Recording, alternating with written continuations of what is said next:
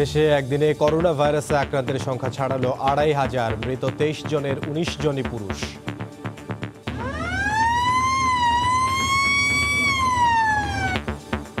Office আদালত খোলার খবরে ঢাকামুখী মানুষের ঢল, মানা হচ্ছে না স্বাস্থ্যবিধি। কর্মস্থানে যাচ্ছি, রাস্তাঘাটের লোকের অনেক যানজট। ভাড়া তো একটু তুলনামূলকভাবে বেশি হবেই, যেহেতু গণপরিবহন চলছে না। তারপর যাইতে হবে, চাকরি দেওয়া যেতে হবে। বাস ও লঞ্চ চলাচলে সামাজিক দূরত্বের কারণ দেখিয়ে ভাড়া বাড়ানোর দাবি মালিক সংগঠনের। ভর্তুকি যাত্রী নয়, দেবে সরকার। একটা নিরাপদ একটা শারীরিক দূরত্ব কিন্তু মেনটেন করতে হবে যৌক্তিকভাবে। সেখানে সঙ্গত কারণে যাত্রীর সংখ্যা কিন্তু কমবে। যাত্রী সীমিত রাখতে যে স্বাস্থ্য ব্যবস্থা করতে যে তাহলে ভাড়া বাড়ানোর প্রয়োজন হতে পারে। ভাড়া যদি বাড়ায় সরকার ওটাকে ভর্তুকি হিসাবে দিতে পারে। যারা যাত্রী তাদের কাছ থেকে অতিরিক্ত ভাড়াটা আদায় করা কোনোভাবেই যৌক্তিক হবে না। দেখছিলেন প্রধান শিরোনাম। রাত ১১টার সময় সঙ্গে আছি আমি ইমদাদুল হক। এবার অন্যান্য শীর্ষ সংবাদ। বিমান ভাড়া করে সস্ত্রীক দেশ ছাড়লেন বিএনপি সরকারের সাবেক পররাষ্ট্রমন্ত্রী মোরশেদ খান। জামিনে থাকা আসামির দেশ ছাড়া গর্হিত কাজ বলছেন দুদক আইনজীবী। রোববার এসএসসি পরীক্ষার ফল প্রকাশের প্রস্তুতি সম্পন্ন। স্কুলে নয়, প্রকাশের ১ ঘন্টার মধ্যেই ফল মিলবে মোবাইলে। অপেক্ষায় ২০ লাখ শিক্ষার্থী। এবারও ডেঙ্গু নিয়ন্ত্রণে একলা চলো নীতি। ঢাকার ২ সিটির সমন্বয়ের অভাবে পরিস্থিতি ভয়াবহ হওয়ার শঙ্কা। উপেক্ষিত বিচার বিভাগীয় তদন্ত কমিটির রিপোর্ট।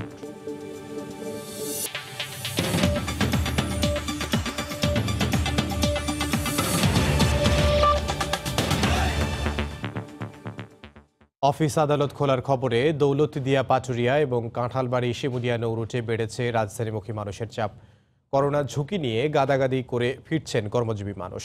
করোনার সংক্রমণ ঠেকাতে বারবার সতর্ক করা হলেও মানা হচ্ছে না স্বাস্থ্যবিধি। এদিকে ঘাট এলাকার চাইতে মহাসড়কগুলোই যানবাহনের চাপ কিছুটা কম দেখা গেছে। সাধারণ ছুটি না বাড়ায় রোববার থেকে খুলছে সরকারি বেসরকারি অফিস। তাই দীর্ঘদিন গ্রামে থাকা কর্মজীবীরা ঢাকার পথে। ঈদে যারা বাড়ি গিয়েছিলেন তারাও ফিরছেন। এতে বেড়েছে রাজধানীমুখী মানুষের চাপ। শুক্রবার ভোর থেকে মানুষের ঢল নামে শিমুলিয়া, কাঁঠালবাড়ি ও পাটুরিয়া দৌলতদিয়া ঘাটে। ঢাকায় প্রবেশে মাইক্রোবাস, মোটরসাইকেল, ইজি বাইক সহ বিভিন্ন যানবাহনে কাঁঠালবাড়ি ও দৌলতদিয়া ঘাটে পৌঁছান দক্ষিণ পশ্চিমের ২১ জেলার কর্মজীবীরা। গাদাগাদি করে করোনা ঝুঁকি নিয়ে পদ্মা পাড়ি দেন অনেকে। প্রশাসন থেকে বারবার সতর্ক করা হলেও মানা হচ্ছে না স্বাস্থ্যবিধি। বাড়িতে করছি, এখন ঢাকা যাচ্ছি, আমি চাকরি করি। কর্মস্থান যেতে যেতে হবে, আর ফিরতে অনেক লোকজন, এর মাঝে আসা খুব কষ্টদায়ক। পদ্মা পাড়ি দেওয়ার পর রাজধানীতে প্রবেশেও দুর্ভোগে পড়েন। গণপরিবহন বন্ধ থাকায় মাইক্রোবাস ও মোটরসাইকেলের রমরমা ব্যবসা। গাদাগাদি যাত্রী ওঠানোর পাশাপাশি কয়েক গুণ বেশি ভাড়া আদায়ের অভিযোগ। ভাড়া তো আগের থেকে অনেক দ্বিগুণ। এই যে দৌলতিয়া ফেরিঘাট থেকে ৫০০ টাকা করে নিচ্ছে নবীনগর। যানবাহন নাই, গাড়ি নাই, ভাড়া বেশি নাই। এদিকে শুক্রবার সকালে মহাসড়কগুলোতে চাপ কিছুটা কম থাকলেও বেলা বাড়ার সঙ্গে সঙ্গে বাড়তে থাকে। গণপরিবহন বন্ধ থাকায় ব্যক্তিগত কিংবা ভাড়ায় চালিত অন্যান্য হালকা যানবাহনে করে কর্মস্থলে ফিরছেন মানুষ। তবে যানবাহনগুলোতে ছিল না স্বাস্থ্যবিধি মানার প্রবণতা। ইসমাত জাহান শুক্লা, সময় সংবাদ। ভাড়া বাড়ানোর শর্তে স্বাস্থ্যবিধি মেনে রোববার থেকে যাত্রীবাহী লঞ্চ ও সোমবার থেকে গণপরিবহন চালানোর সিদ্ধান্ত নিয়েছে মালিকপক্ষ। বিকেলে বিআরটিএ ও বিআইডব্লিউটিএ কর্মকর্তাদের সঙ্গে আলাদা বৈঠকে সিদ্ধান্ত হয়। তবে ভাড়া পুনর্নির্ধারণের বিষয়ে আগামীকাল সিদ্ধান্ত চূড়ান্ত হবে। ভোক্তা অধিকার সংগঠন ক্যাব বলছে, বাড়তি ভাড়া যাত্রীদের কাছ থেকে নেওয়া যৌক্তিক হবে না। করোনা পরিস্থিতির কারণে ২ মাসেরও বেশি সময় ধরে বন্ধ গণপরিবহন। স্বাস্থ্যবিধি মেনে গণপরিবহন চালানো যাবে সরকারের এমন সিদ্ধান্তের পর বাস মালিক শ্রমিক নেতাদের সঙ্গে বৈঠকে বসে সড়ক পরিবহন ও সেতু মন্ত্রণালয়। বৈঠকে ভিডিও কনফারেন্সের মাধ্যমে যুক্ত হন মন্ত্রী ওবায়দুল কাদের। গণপরিবহন চালু প্রায় ২ ঘন্টা বৈঠক শেষে সোমবার থেকে স্বাস্থ্যবিধি মেনে বাস চালুর সিদ্ধান্ত হয়। তবে বাস মালিকরা ভাড়া বাড়ানোর শর্ত দিয়েছেন। সে বিষয়ে শনিবার চূড়ান্ত সিদ্ধান্ত হবে বলে জানিয়েছে সড়ক পরিবহন সচিব। যে গাড়িতে ৫০টা সিট ছিল, সেটা ৫০টা সিট ক্যাপাসিটির ভিত্তিতে হয়তো ভাড়াটা নির্ধারিত ছিল। সেখানে সঙ্গত কারণে যাত্রীর সংখ্যা কিন্তু কমবে। তো কমলে সেখানে কিন্তু ভাড়া পুনর্নির্ধারণে একটা বিষয় আসে। এদিকে বিআইডব্লিউটি এর সঙ্গেও বৈঠক করেছেন লঞ্চ মালিক ও শ্রমিকরা। তারাও ভাড়া বাড়ানোর শর্তে রোববার থেকে যাত্রীবাহী লঞ্চ চালুর সিদ্ধান্তের কথা জানান। রোববার থেকে আমরা আপাতত যেভাবে আমাদের নৌ পরিবহন ব্যবস্থা চালু ছিল বন্ধের আগে সরকারি নির্দেশনা মেলে আমরা সুন্দরভাবে নৌ পরিবহন ব্যবস্থা চালু রাখবো আশা করি। করোনা পরিস্থিতির সুযোগে বাড়ানো বাড়তি ভাড়া যাত্রীদের কাছ থেকে না নেওয়ার দাবি জানিয়েছেন ভোক্তা অধিকার সংগঠন ক্যাব। ভাড়া যদি বাড়ায় সরকার ওটাকে ভর্তুকি হিসাবে দিতে পারে, কিন্তু যারা যাত্রী তাদের কাছ থেকে অতিরিক্ত ভাড়াটা আদায় করা কোনোভাবেই যৌক্তিক হবে না। সড়ক ও নৌপথের যাত্রী ও শ্রমিকরা স্বাস্থ্যবিধি কঠোরভাবে পর্যবেক্ষণ করা হবে বলেও জানিয়েছে কর্তৃপক্ষ। আফজাল হোসেন, সময় সংবাদ, ঢাকা। 2.5 মাস বন্ধ থাকার পর সীমিত পরিসরে অভ্যন্তরীণ রুটে ফ্লাইট চালুর সিদ্ধান্তে স্বস্তি ফিরেছে দেশের এভিয়েশন খাতে। তবে সামাজিক দূরত্ব নিশ্চিতে উড়োজাহাজের অর্ধেক আসন ফাঁকা রাখা সহ নানা নির্দেশনা মানতে হবে বিমান সংস্থাগুলোকে। এতে যাত্রীদের গুনতে হবে বাড়তি ভাড়া। বিস্তারিত জানবো হাজিরা শিউলির রিপোর্টে। করোনা ভাইরাসের সংক্রমণ রোধে মার্চের শেষ দিকে চীন ছাড়া সব আন্তর্জাতিক ও অভ্যন্তরীণ রুটে যাত্রীবাহী বিমান চলাচল বন্ধ করে দেয় সিভিল এভিয়েশন। প্রায় 2.5 মাস বন্ধ রাখার পর স্বাস্থ্যবিধি নিশ্চিতের 35টি নির্দেশনা জারি করে ফ্লাইট চালুর উদ্যোগ নিয়েছে সংস্থাটি।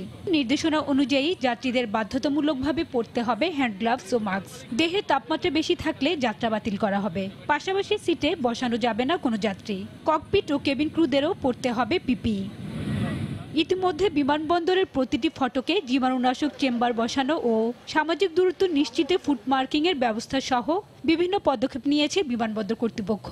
এয়ারলাইনের পক্ষ থেকে যাত্রীদেরকে মাস্ক এবং হ্যান্ড গ্লাভস সরবরাহ করতে হবে, হ্যান্ড স্যানিটাইজারের ব্যবস্থা করতে হবে, যাত্রীদেরকে ডিসইনফেকশন ব্যবস্থা করতে হবে এবং এয়ারক্রাফটের ভিতরেও প্রত্যেকটা ফ্লাইটের পরে ইন্টারনাল ডিসইনফেকশন করে সেই ব্যাপারে তাদেরকে কঠোর নির্দেশ দেওয়া হয়েছে। 1 জুন থেকে সকল স্বাস্থ্যবিধি অনুসরণ করে সামাজিক দূরত্ব বজায় রেখে বিমান আভ্যন্তরীণ রুটে ঢাকা থেকে চট্টগ্রাম, ঢাকা সিলেট এবং ঢাকা সৈয়দপুর রুটে তাদের ফ্লাইট অপারেট করবে। সাথে সাথে বেসরকারি সংস্থা নোভো এবং ইউএস বাংলা তাদেরও বিমান এই রুটগুলোতে চলাচল করবে। এই অবস্থায় পরিচালন ব্যয় বেড়ে যাওয়ায় ভাড়া বাড়ানো ছাড়া কোনো বিকল্প নেই বলে জানিয়েছে এয়ারলাইন্সগুলো। সিভিল এভিয়েশনের নির্দেশনা মেনে আমরা যেটা চালাবো তাতে আমরা সর্বোচ্চ 35 জন যাত্রী নিতে পারবো। আমরা ওই নিচের ফেয়ার টিকিট আর বিক্রি করতে পারবো না। আমরা যেটা ডিসিশন নিয়েছি যে এই অবস্থার জন্য আমরা ভাড়া বাড়াচ্ছি না, আমরা হাইয়ার আরবিটিতে টিকিট বিক্রি করবো। একটা এয়ারলাইন্সের যে অপারেশন কস্ট আছে সে অপারেশন কস্ট অলমোস্ট একই রকম থাকবে। সেখানে যেহেতু ইনকাম জেনারেশনটা একটা কমে যাবে, তো ফেয়ার বেড়ে যাওয়ার সম্ভাবনা প্রচুর। প্রাথমিকভাবে শুধু ঢাকা থেকে চট্টগ্রাম, সিলেট ও সৈয়দপুর রুটে ফ্লাইট চলবে। থার্মাল স্ক্যানার বসানো ও স্বাস্থ্য কর্মকর্তার উপস্থিতি নিশ্চিত হলে পরে অভ্যন্তরীণ বাকি 4টি রুটে ফ্লাইট চালু করা হবে। হাজিরা শিউলি, সময় সংবাদ, ঢাকা। গত 24 ঘন্টায় করোনা ভাইরাসে আক্রান্তের সংখ্যা ছাড়ালো 2,500। 49টি ল্যাবে 11,301টি নমুনা পরীক্ষা করে সর্বোচ্চ 2,523 জনের দেহে করোনা ভাইরাস শনাক্ত হয়েছে। এদিন মৃত্যু হয়েছে 23 জনের। দুপুরে নিয়মিত স্বাস্থ্য বুলেটিনে এ তথ্য জানায় স্বাস্থ্য অধিদপ্তর। মাস্ক ছাড়া বাড়ির বাইরে না যাওয়া এবং রোগ প্রতিরোধ ক্ষমতা বাড়ায় এমন খাবার খাওয়ার পরামর্শ দেয়া হয় ব্রিফিংয়ে। সবশেষ 24 ঘন্টায় পরীক্ষার জন্য কোনো ল্যাব বাড়েনি। 48টি ল্যাবে একদিনে প্রায় 18% বেড়ে মোট নমুনা পরীক্ষা হয়েছে 11,301 জনের, যা মহামারীর যে কোনো 24 ঘন্টায় সর্বোচ্চ পরীক্ষা। একদিনে শনাক্তের 2000 মাইল ফলক 24 ঘন্টার ব্যবধানে 2,500 ছাড়িয়ে গেছে। এতে এ সময়ে শনাক্ত বেড়েছে 19.58 ভাগ। রেকর্ড হয়েছে কোভিড জয়েও। একদিনে সুস্থ হয়েছেন প্রায় 600 জন, ফলে সুস্থতার হার বেড়েছে 15.25%। আগের দিনের তুলনায় 8 জন বেশি মারা যাওয়ায় 24 ঘন্টায় মৃত্যু হার বেড়েছে প্রায় 35%। তবে শনাক্তের বিবেচনায় সার্বিক মৃত্যু হার কিছুটা কমেছে। 11 থেকে 20 বছর একজন, 21 থেকে 30 বছর একজন, 31 থেকে 40 2 জন, 41 থেকে 50 5 জন, 51 থেকে 60 5 জন, 61 থেকে 70 6 জন, 81 থেকে 80 বছরের 2 জন এবং 81 থেকে 90 বছরের একজন মৃত্যুবরণ করেছেন।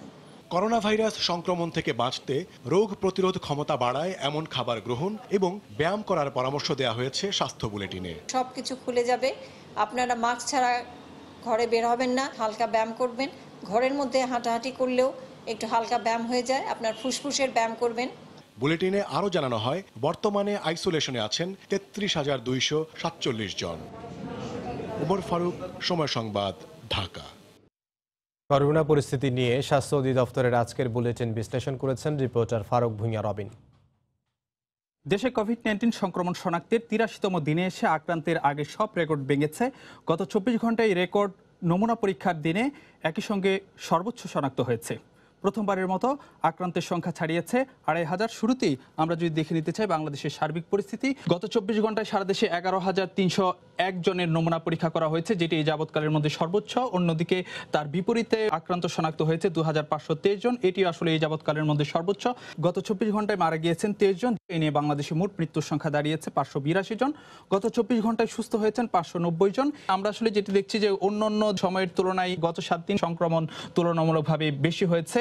নমুনা পরীক্ষার বিপরীতে আক্রান্তের সংখ্যা, সেটিও কিন্তু আমরা আসলে যেটি দেখতে পাচ্ছি যে ২০% আশেপাশেই কিন্তু ঘুরপাক খাচ্ছে। গত ৭ দিনে বাংলাদেশে মোট শনাক্ত হয়েছে ১২,৬৩৯ জন, যেটি আসলে যে যাবৎকালে যে শনাক্ত হয়েছে তার ২৯.৫% কিন্তু গত ৭ দিনে শনাক্ত হয়েছে। দক্ষিণ এশিয়ার দেশগুলো কিন্তু ক্রমে আসলে যে সংক্রমণের যে সেটি তুলনামূলকভাবে বাড়ছে। সবচেয়ে বেশি আক্রান্ত হলো ভারত বর্তমানে যে বৈশ্বিক অবস্থানে ৯ নম্বরে রয়েছে। দেশটিতে ১,৬৫,৮২৯ জনের আক্রান্ত হওয়ার বিপরীতে এ পর্যন্ত প্রাণহানি ঘটেছে ৪,৭১৩ জন। বৈশ্বিক যে প্রেক্ষাপটে পাকিস্তানের অবস্থান ১৮ নম্বরে। দেশটিতে ৬৪,০২৮ জন আক্রান্ত হওয়ার বিপরীতে ১,৩১৭ জন প্রাণহানি ঘটেছে। আর বাংলাদেশের যে বৈশ্বিক অবস্থান সেটি হলো ২২ নম্বরে। স্বাস্থ্য অধিদপ্তরের যে নিয়মিত বুলেটিন হয়েছে সেখানে কিন্তু বরাবরের মতো স্বাস্থ্যবিধি মেনে চলার পরামর্শ দিয়ে বলা হয়েছে যে আপনার সুরক্ষা আপনারই হাতে। আর এই কোভিড যুদ্ধের ক্ষেত্রে সবচেয়ে বড় অস্ত্র মাস্ক ব্যবহার এবং যে বেশি বেশি হাত ধোয়া, জনসমাগম এড়িয়ে চলা। প্রতিদিনই করোনা ভাইরাসে আক্রান্তের সংখ্যা বাড়ায় রোগীর চাপ সামলাতে হাসপাতাল ব্যবস্থাপনা নিয়ে নতুন করে ভাবতে তাগিদ দিচ্ছেন বিশেষজ্ঞরা। এমনকি রোগীকে ছাড়পত্র দেওয়ার ক্ষেত্রেও বিশেষ পরিকল্পনা প্রয়োজন বলে মনে করেন তারা। পরিবর্তিত পরিস্থিতি বিবেচনায় পদক্ষেপ নেওয়ার আশ্বাস স্বাস্থ্য অধিদপ্তরের। রাশেদ লিমনের রিপোর্ট। কোভিড-19 আক্রান্তের সংখ্যা এখন বাড়ছে হু হু করে। ৮ই মার্চ প্রথম শনাক্তের পর সংক্রমিতের সংখ্যা ১০,০০০-এ পৌঁছাতে সময় লেগেছে ২৮ দিন। দ্বিতীয় ১০,০০০ হয়েছে ১১ দিনে, আর তৃতীয় ১০,০০০ রোগী মিলেছে ৭ দিনেই। এরই মধ্যে বিধিনিষেধ শিথিল হয়ে আসা ইঙ্গিত দিচ্ছে রোগীর চাপ আরও বাড়ার। এই অবস্থায় হাসপাতাল ব্যবস্থাপনা সবচেয়ে জরুরি বলে মনে করেন বিশেষজ্ঞ চিকিৎসকরা। তারা বলছেন সবার আগে নিশ্চিত করতে হবে সাধ্যের মধ্যে সর্বোচ্চ সংখ্যক শয্যা। প্রতিটি হাসপাতালেই থাকতে হবে কোভিড চিকিৎসার সক্ষমতা, আর নিশ্চিত করতে হবে পর্যাপ্ত অক্সিজেন সরবরাহ। প্রধান কন্ট্রোল থাকতে হবে, সেন্ট্রাল কন্ট্রোল, এবং সবাই মনে করবে এটা আমাদের দায়িত্ব, আমাদের কাজ। যেভাবে রোগী বাড়ছে, আমাদের হয়তো বা দেখা যাবে 20% বা 50% রোগীরা হাসপাতালে ভর্তি হবে। তো সেইভাবে যদি আমরা তুলনামূলকভাবে আগের থেকেই ক্যালকুলেট করে থাকি, তাহলে সেই রোগীগুলিকে আমরা এরকম সেন্টারে দিয়ে খালি অক্সিজেন সাপ্লাই দিয়ে কিন্তু অনেক অনেক অনেক রোগীকে বাঁচানো সম্ভব। সময় মতো যদি অক্সিজেন সাপ্লাইটা পান, তাদেরকে ভেন্টিলেটর দিতে হবে এমন কোনো কথা নেই। শঙ্কা রয়েছে শক্ত হাতে হাল না ধরলে নিয়ন্ত্রণের বাইরে যেতে পারে পরিস্থিতি। হাসপাতাল থেকে রোগী ছেড়ে দেওয়ার প্রক্রিয়া ও নজরদারির আওতায় আনা জরুরি বলে মনে করেন তারা। আমার মনে হয় একটা প্রোটোকল তৈরি করা দরকার, যে ওই ডিসচার্জের সময় 24 ঘন্টা গ্যাপ দিয়ে দুটো নেগেটিভ যদি আসে তারপরে শুধু ডিসচার্জ করছে। কিন্তু এটাতে যে সমস্যাটা হচ্ছে যে রোগী কিন্তু আরো ৩-৪ দিন এক্সট্রা হাসপাতালে থেকে যাচ্ছে। তো ওটা যদি আমাদের একটা ফ্লো পাথওয়ে করতে হবে। একটা রোগী যখন একদম উপসর্গ ঠিক হয়ে গিয়েছে, ভালো হয়ে গেছে, তখন তাকে ডিসচার্জের একটা রাস্তাও করতে হবে। এদিকে পরিস্থিতি বিবেচনায় সময় উপযোগী পরিকল্পনা সাজানোর দাবি স্বাস্থ্য মন্ত্রণালয়ের। জেলা সদর হাসপাতালগুলো ওখানে ওপেন হবে। দেশের যে ইনস্টিটিউট গুলো আছে বিভিন্ন বিশেষায়িত হাসপাতাল, সেগুলোতেও আলাদা ইউনিট ওপেন হবে। এভাবে অনেক বাড়বে। অক্সিজেন তো বাংলাদেশের একাধিক কোম্পানি সাপ্লাই দিয়ে থাকে, তাদের প্রোডাকশন হয়তো বাড়াতে হবে। এই মুহূর্তে দেশে করোনা শনাক্তের হার প্রায় 20%। রাশেদ লিমন, সময় সংবাদ, ঢাকা। রাত 11টার সময় আরও থাকছে। রাজশাহীর বাজারে আসছে গুটি ও গোপাল ভোগ জাতের আম। নেই ক্রেতা, হাটে মানা হচ্ছে না সামাজিক দূরত্ব।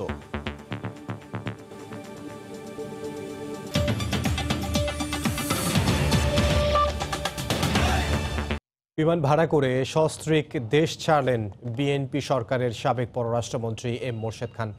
বৃহস্পতিবার রাতে তিনি যুক্তরাজ্যের উদ্দেশ্যে দেশ ত্যাগ করেন। দুদক আইনজীবী বলছেন, আদালতের অনুমতি না নিয়ে দুর্নীতির মামলায় জামিনে থাকা আসামির দেশ ছাড়া গর্হিত কাজ। এ বিষয়ে আদালতের দ্বারস্থ হওয়ার কথাও জানান তিনি। ৩২১ কোটি টাকা হংকংয়ে অর্থ পাচার মামলার আসামি বিএনপির সাবেক পররাষ্ট্রমন্ত্রী এম মোরশেদ খান। দুদকের আবেদনে সে ব্যাংক অ্যাকাউন্টও জব্দ করা হয়েছে। এছাড়া তার বিরুদ্ধে আয় বহির্ভূত সম্পদ অর্জনের মামলাও বিচারাধীন। গণমাধ্যমের খবর বলছে, বৃহস্পতিবার রাতে চার্টার্ড বিমান ভাড়া করে সস্ত্রীক দেশ ছেড়েছেন তিনি। আদালতের অনুমতি না নিয়ে দুর্নীতির মামলায় জামিনপ্রাপ্ত আসামির দেশ ছাড়াই বিস্ময় প্রকাশ করেছেন দুদক আইনজীবী। তিনি বলেছেন, গর্হিত কাজ করেছে মোরশেদ খান। উনি নিম্ন আদালতে সারেন্ডার করেছেন, সারেন্ডার করে জামিন নিয়েছেন। এই নিম্ন আদালত থেকে জামিন নিয়ে এবং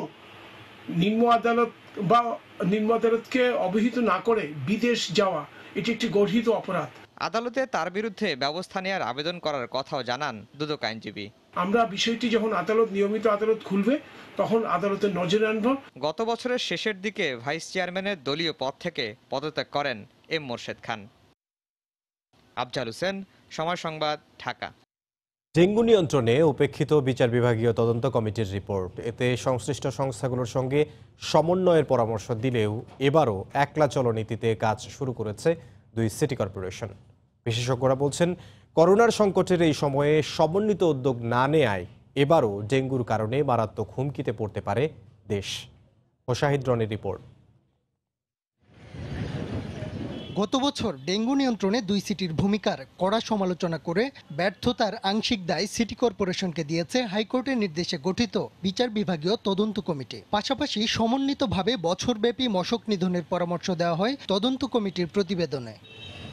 আবারও এসেছে ডেঙ্গু মৌসুম। স্বাস্থ্য অধিদপ্তরের তথ্য মতে এবার মে মাস পর্যন্ত আক্রান্তের সংখ্যা 303 জন, যা গত বছরের মে মাসের তুলনায় 69 জন বেশি। তবে সিটি কর্পোরেশন হাঁটছে আগের পথেই। দেশ জুড়ে এমন সব নির্মাণাধীন ভবন আর স্বচ্ছ পানির নানা উৎস থেকে জন্ম নেওয়া এডিস মশা ছড়িয়ে পড়ছে লোকালয়ে। নগর পরিকল্পনাবিদরা বলছেন, বছর জুড়ে সমন্বিত পরিকল্পনায় পারে ডেঙ্গু মহামারী রুখতে।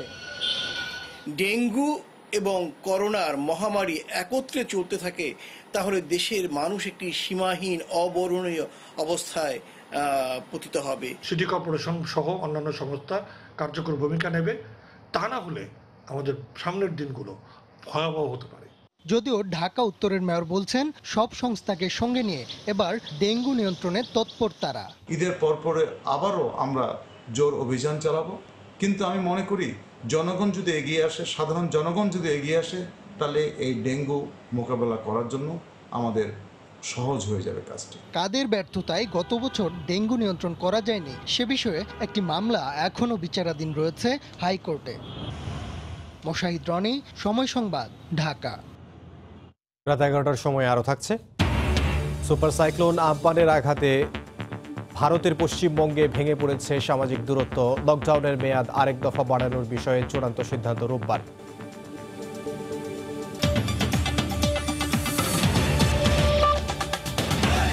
রোববার এসএসসি পরীক্ষার ফল প্রকাশের প্রস্তুতি সম্পন্ন হয়েছে। করোনার কারণে চলতি বছর মোবাইল ফোনের মাধ্যমে ফলাফল প্রকাশের অংশ হিসেবে শনিবার তা তুলে দেওয়া হবে রাষ্ট্রীয় মোবাইল অপারেটর টেলিটকের কাছে। আন্তঃবোর্ড চেয়ারম্যান বলছেন, প্রকাশের 1 ঘন্টার মধ্যেই ফল পেয়ে যাবেন নিবন্ধিত 20 লাখ শিক্ষার্থী। এসএন জুয়েলের রিপোর্ট।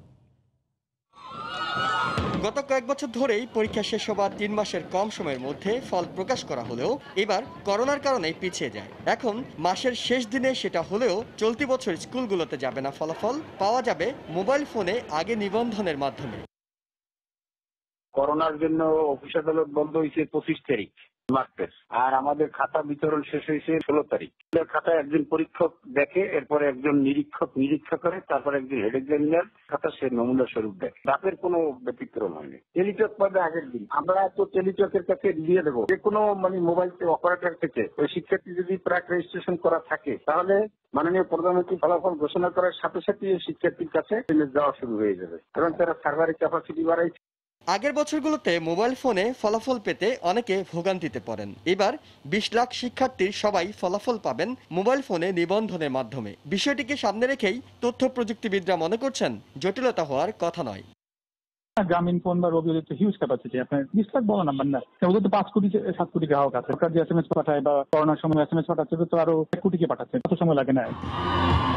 আন্তঃশিক্ষা বোর্ডের চেয়ারম্যান মনে করছেন প্রকাশের 1 ঘন্টার মধ্যেই মোবাইল ফোনে ফলাফল পেয়ে যাবেন শিক্ষার্থীরা।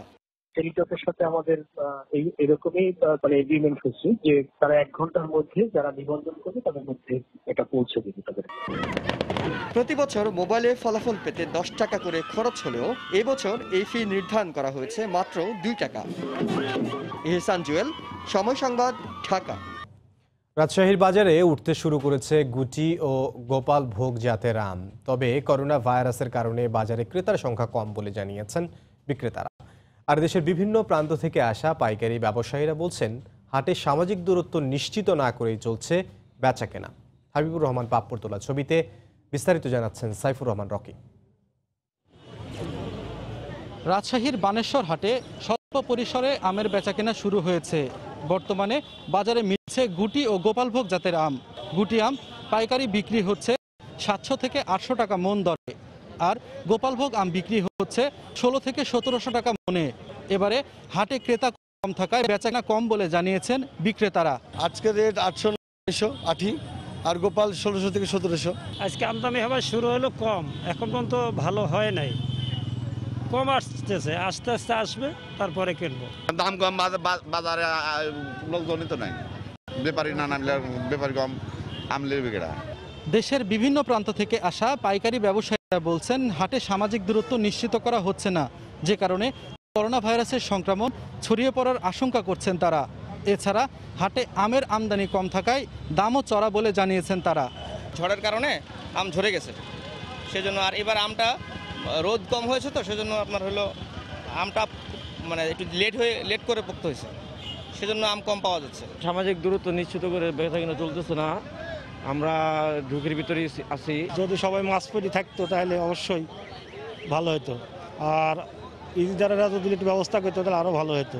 এদিকে হাট ইজারাদাররা বলছেন সবাইকে সামাজিক দূরত্ব নিশ্চিত করে আম বেচাকেনা করার কথা জানালেও কেউ মানছেন না সেটি। আমাদের হাটটা যখন পরে আরও ব্যাপকভাবে আমদানি হবে তখন আমাদের একটা হাত ধোয়ার ব্যবস্থা রাখবো বা স্প্রে করার ব্যবস্থা রাখবো আমরা। গত 15 মে থেকে গুটি আম এবং 20 মে থেকে গোপালভোগ আম পাড়ার সময়সীমা বেঁধে দিলেও আবহাওয়াগত কারণে এবার সপ্তাহ দুয়েক পরে বাজারে উঠেছে আম। রাজশাহীর বানেশ্বর হাটে প্রতিদিন প্রায় 1.5 থেকে 2 কোটি টাকার আম বেচাকেনা হয়। সাইফুর রহমান রকি, সময় সংবাদ, রাজশাহী।